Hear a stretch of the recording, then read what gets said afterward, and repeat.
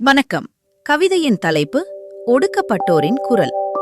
அன்று தீர்த்தம் என நீங்கள் தெளித்த நீர் எங்கள் முகங்களில் அரிக்கின்ற அமிலமாய் விழுந்து ஆறாரணமாக்கி அடையாளம் இழக்கச் செய்திருக்கலாம், தீண்டத்தகாதோர் எனும் அடையாளத்தோடு. எழுதப்பட்ட எங்கள் வரலாற்றின் அவமான தழும்புகள் மீது விதைத்த நச்சு விதைகளின் வேர்கள் உடலின் நாடி நரம்புகளில் பின்னித் துளைத்து எங்களை முடமாக்கியிருக்கும் என எதிர்பார்த்திருக்கலாம் நீங்கள். வெட்டப்பட்ட சிறகின் அடிவேரில் 1000 சிறகுகள் முளைத்து பறந்து வானம் தொடுவோம் நாங்கள் எனும் சாத்தியத்தின் அடர்த்தியை நீங்கள் உணராதிருக்கலாம். ஒடுக்கப்பட்ட இழிவினில் விளைந்த வெஞ்சினத்தை ஒன்று திரட்டி நாங்கள் இயற்றிய பேரிசையின் ஒளித்துளிகள் உங்கள் செவிகளில் இன்னும் விழாதிருக்கலாம். விரிந்த எங்கள் கண்களில் படர்ந்த மெல்லிய நீர்த்திரையின் பரப்பில் மிதக்கும் வலியும், அணையா கனலாய் அதன் அடியில் எரிக்க காத்திருக்கும் வேதனை கதிர்களும் உங்கள் கண்களுக்கு தெரியாமல் இருக்கலாம். துன்பத்தின் துடிப்புகளை, காயத்தின் வெடிப்புகளை அனைத்து பரிமாணங்களிலும் ஏற்க பிறந்தவர் இவர்கள் என எண்ணியிருக்கலாம் நீங்கள். முடிந்து போன வரலாறு ஒன்றின் முடிவுரையில் சில வரிகளே அவை. பாலை வனங்களில் உயிர்த்திருக்க மழை வேண்டி தவம் இருக்கும்.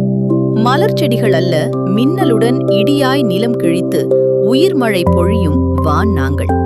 குவிக்கப்பட்ட மண் மேடுகள் அல்ல, சிறு மழையில் கரைந்து போக உங்கள் தந்திர கரங்களாலோ மந்திர சொற்களாலோ வெடிவைத்து தகர்க்க முடியா கற்பாறை நாங்கள். மெல்லிசையென கரை தொட்டு திரும்பும் சிற்றலைகளின் அணைப்பில் களிப்புறும் சிறு குளங்கள் அல்ல, அடியாழத்தில் வெகுண்டெழுந்து முட்டி மோதி கரை உடைத்து திரும்பும் அலைகளின் பெருங்கடல் நாங்கள். மிக தந்திரமாய் எங்களை பிரித்து நீங்கள் பூட்டிய கதவுகளையும் மூடிய ஜன்னல்களையும் இன்று நாங்கள் உடைத்து திறந்ததால் மூச்சு திணறுகின்றன உங்கள் தர்மங்களும் வேதங்களும். குனிந்த தலை, தாழ்ந்த கண்கள், இறங்கிய தோள்கள், சிந்திய கண்ணீர், இவற்றுடன் உங்கள் முன் நிற்கப் போவதில்லை நாங்கள் இனி எந்நாளும். அமைதியாய் உறங்கும் எரிமலைகள் அறிவிப்பு தந்துவிட்டு வெடிப்பதில்லை. அவை உமிழும் வெந்தனலின் தீப்பிழம்புகள் எல்லை நிர்ணயித்து சாம்பலாக்குவதும் இல்லை. சுற்றி சுழன்றடிக்கும் சூறாவளி, பாய்ந்து வரும் காட்டாறு, இவை பாதை அமைத்து பயணித்ததாய் வரலாறில்லை. ஆக்கம் ஆதித்சக்திவேல். மிக்க நன்றி.